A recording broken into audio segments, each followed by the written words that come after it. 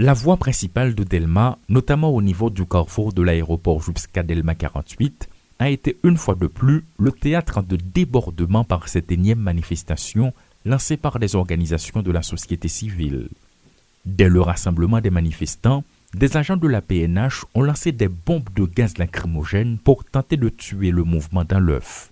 Interrompue pendant un court moment, la manifestation s'est déroulée malgré cette tentative des forces de l'ordre. Elle a eu pour effet de faire déborder la colère des protestataires. Des pneus enflammés, de grosses pierres, des tessons de bouteilles, des barricades en tout genre, ils n'étaient pas nombreux, mais ils n'ont pas lésiné sur les moyens. Un véhicule privé a même été incendié à Delma 19. Nous avons commencé à manifester, nous étions full. Ariel Henry voyait la police, ils ont nous gaz, plus ils ont tiré sur nous à hauteur d'homme. Je dis, c'est un lancement lié. Nous ne pouvons pas plaguer la bataille là, nous continuons à goumer pour Ariel Henry bailler talon dans le pays. Des petits commerçants, des grandes entreprises, des institutions bancaires ont dû baisser le rideau pendant le passage du cortège. Une situation de tension qui a aussi paralysé la circulation. Certains automobilistes ont fait face aux frustrations exprimées par les contestataires.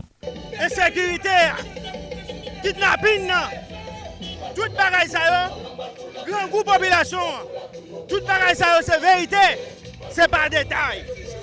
Nous prenons la rue pour demander à Ariel Henry sécurité dans le pays. Pour nous dire Ariel Henry n'est pas capable, c'est pour lasser bot. C'est le début d'une série de mouvements annoncés par des organisations sociopolitiques ayant des revendications communes.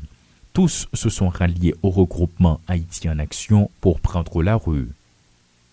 Parvenus à Delma 48, des unités spécialisées de la police nationale ont repris le contrôle de la situation en lançant à nouveau des bonbonnes de gaz lacrymogène.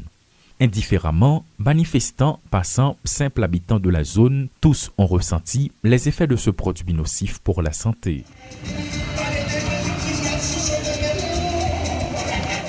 Avec des bombes de gaz lacrymogène, des unités spécialisées de la police nationale d'Haïti ont réussi à disperser des manifestants qui voulaient dans un premier temps se rendre à Pétionville et dans un second temps au niveau de la résidence officielle du Premier ministre Ariel Henry à Meusseau en vue de délivrer un message.